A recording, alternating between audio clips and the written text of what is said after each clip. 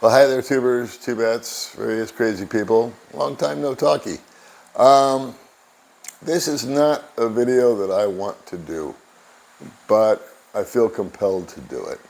A very dear friend of mine and a lot of other people here in Dumageddon passed away. I've waited 48 hours since his demise before doing anything public like this because I wanted to make sure that his family had been notified and that everybody was cool. And it's been put out on social media already, so I feel comfortable doing it. Now, I've known a number of people to have passed away here. That happens. But I really wanted to pay homage to my friend Tom Sullivan. Tom was one of the integral parts of my original little group posse, if you will. I was in town about 3 months, so we're going back about 4.5 years ago. I was at a place called Evermall, which is downtown Dumageddon. It's a little shopping center inside of a shopping center, if you will. And there was a little juice coffee bar thing run by a pair of twins, and people used to go there and congregate, which I didn't know about till I walked in and saw people there. And so I was at Evermall. I was having the proverbial cup of coffee there from the twins' little coffee donut bar or whatever they had going on. And this gentleman came up to me. It was Tom. And he saw that I was sitting by myself. And he said, "Hi, my name is Tom Sullivan. Would you mind if I joined you?" And I said, "By all means, please do." And he had been in town about 6 or 7 months. And he was just friendly. He was just a nice guy. He had absolutely, positively no agenda whatsoever. He just liked people, and he liked making friends. He was a curious guy like me. He liked to hear about where I came from and what brought me there. And then he told me about where he came from and what brought him there. And we were both just kind of reveling because we were in our honeymoon period, if you will. He had been here about 6 or 7 months. I had been here maybe 3. And I was finally settled into my new apartment and things were smoothing over. I was getting accustomed to the lay of the land and the money and this and that and the other. I was starting to chill out and calm down. And along comes Tom. And we became friends. And he had 3 passions in his life. Number 1 was his little dog that he brought over from America. In fact, I had a guy ask me in a comment, "Can I bring my animal with me from the States?" And I said, "Sure." And the only reason I said sure is because I know Tom did it. He had this little dog that he loved. I think her name was Daisy.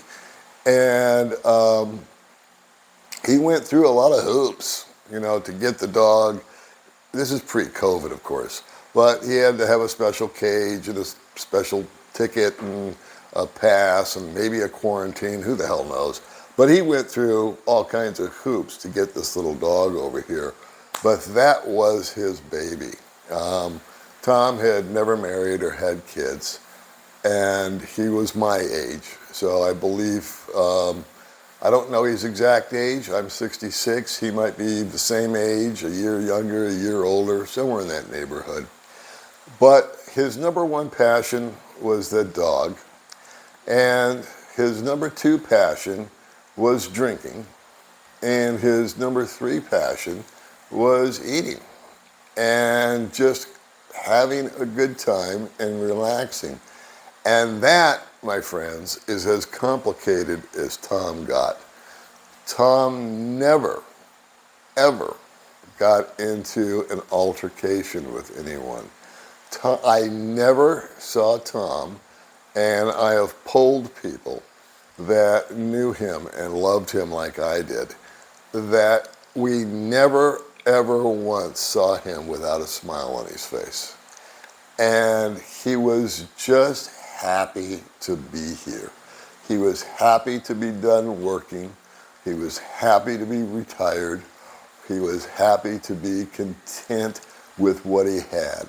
He was not a flashy guy. I know that he had more than enough money to get along on, but his primary driver was to drink. And he was by far the happiest drinker that I've ever known in my entire life. And eventually, what was interesting is that I became involved with a woman after about 6 months of being in town. And lo and behold, so did Tom. And then so did our friend Buzz. Buzz, AKA Frank, has actually been on the channel a couple of times. And he tells his story about breaking up with his girlfriend, which, if you go back in my archives, is a very funny story. And so now we were like, for some reason, my apartment was the place that everybody wanted to go to, because at that time, I was practically the only person living there. It had a pool right outside. It was fairly modern. It was a good setup. The women loved to get together and cook and make food and go in the pool, and we had a lot of privacy. And then sometimes they would drag some friends over. So there was this 6 or 7 month period of time where we were all just kind of getting together and hanging out, and we would also meet up at a place called Gigi's, which is no longer around. Its owner died, and so did the business. And we used to get together there for rugby, and we had joined this rugby league. And we would sit there and scream at the television set for the Rabbit Hose to win. And we would live and die by our little rugby game. And we had this pool, and, it was just, one of those things. And even the women got involved in it. And the nice thing was that the women all got along. And so, as it is out here, most of the social interactions and the parties and the little functions and the food and the get-togethers is always coordinated by the females. The guys, we just kind of like show up when we're told to. And so they were always chitty-chatty and getting together and this and that and the other. About 6 months later, now we're going into about month number 9 or number 10, the young lady that I was seeing and I parted company. As fate would have it, Tom and the young lady that he was seeing, they also parted company for their own reasons. Buzz stayed with his lady for some time. And so Tom and I were single, and I was running around here and he was running around there, and we kind of lost touch at that point in time. And we would occasionally get together. I would see him at places. He would call me up, and we would go hang out and grab a meal together. But Tom really, really was excited about drinking. And I say that with love. And there is a point that I want to make at the end of this video, if you'll stay with me for a little bit. I'm not that big of a drinker, and Tom is. And so when we got together, of course, I would have a beer or two with him, and then he would just keep going. And that was his bliss. Like I said, he loved his dog, he loved to eat, and he loved to get faced. I don't have a better way of putting it. I mean, he would just get killed.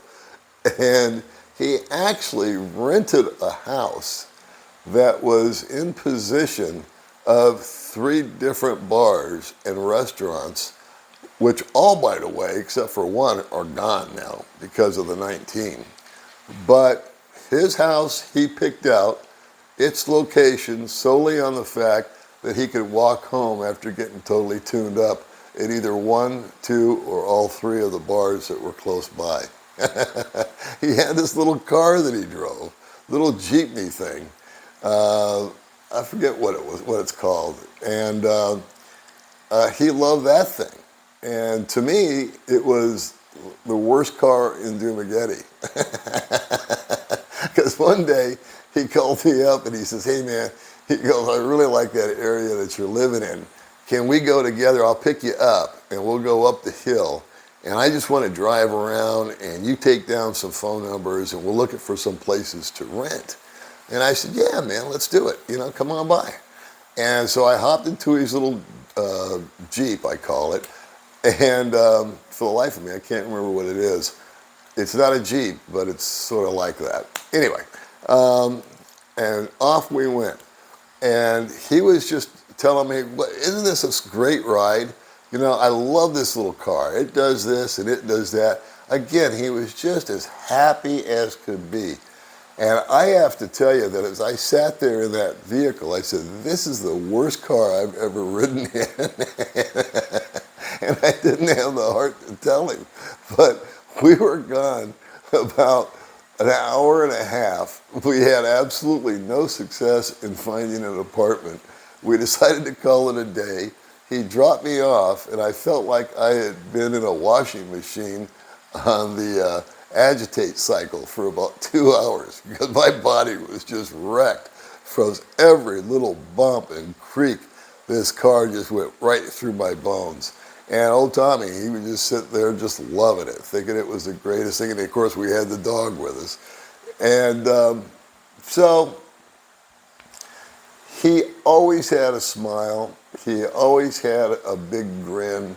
He always had a kind word, and he always knew your name. So anybody and everybody that knew Tom, I will pay $100 to anybody that can come up to me here in Dumagetti and tell me that Tom said something nasty to him. I promise you, it never happened. If he had a meal someplace, if he went to a restaurant, he would take a picture of it and he would always write a nice review about the burger or the lasagna or whatever it was. About a month ago, 5 weeks ago, let me back up. I hadn't seen Tom for almost 2 years from our initial little excursions together because of COVID-19. I was quarantined in one part of town. He was in another part of town. Certain restaurants you could go to, other ones that we used to frequent got closed down. This happened, that happened. I met May, he met someone else. May and her were actually friends, but again, we were separated basically by this whole pandemic thing. And as luck would have it, about 5 weeks ago, Tom showed up at a coffee shop that I go to. And we saw each other, and I said, oh my God, I have missed you so much. And we gave each other a big hug and a little kiss on the cheek, and we were just sitting there talking. And he says, Paul, he says, you got to come to Sideways with me on Monday.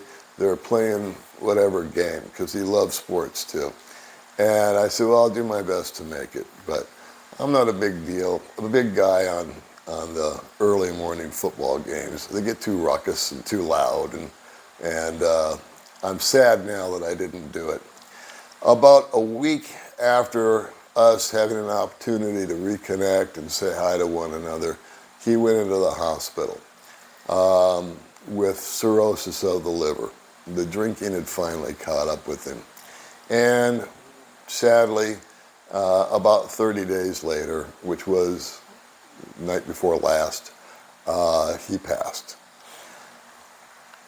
The moral of the story, if you will, is I never ever once judged Tom because of his alcoholism. He never had any desire to quit. It was his bliss. It was his passion. He knew it wasn't good for him. And yet, it brought him joy. And I remember sitting in my backyard at the old apartment with Tom, And my girlfriend at the time was jumping around in the pool, and his girlfriend was jumping around in the pool. And he looked at me and he said, "Can you believe this?" He said, "Would you have thought this possible a year ago?" I said, "No." He said, "You know what?" He says, "I don't know about you, Paul, but I feel like I'm one of the luckiest men on earth. I am doing exactly what I have always wanted to do." I think it's important that we remember Tom with love and affection and how much he always offered. The biggest thing that he always offered, I think, was his smile and the fact that he always knew your name. And the fact that irregardless of what people thought or any kind of judgment they have thrown his way, which I don't think they did, but he followed his bliss. Now, there's a lot of people that I'm sure are watching this saying, "Oh, that's not the way to live. That's not the way to do this. That's not the way to do that." And to that, I want to tell you to your face, if I could, you're wrong. He was doing exactly what he wanted to do. It's your golden years. It's your last years. Do you want to spend 5 of them working out at the gym and staying healthy and being miserable? Or do you want to spend 2 or 3 of them in the bar having a blast and a laugh and going out with a smile on your face? So once again, this is my little homage to my friend Tom Sullivan. In fact, I looked at his Facebook page today, and he's still got pictures of me and him and the old crew up on his Facebook page. All right, kids. Well, I hope this video finds you well. No, I don't know when the Philippines is going to open, but when you do come out, promise me one thing. Once you get settled in, you're going to follow your bliss. All right, I'll talk to you next video.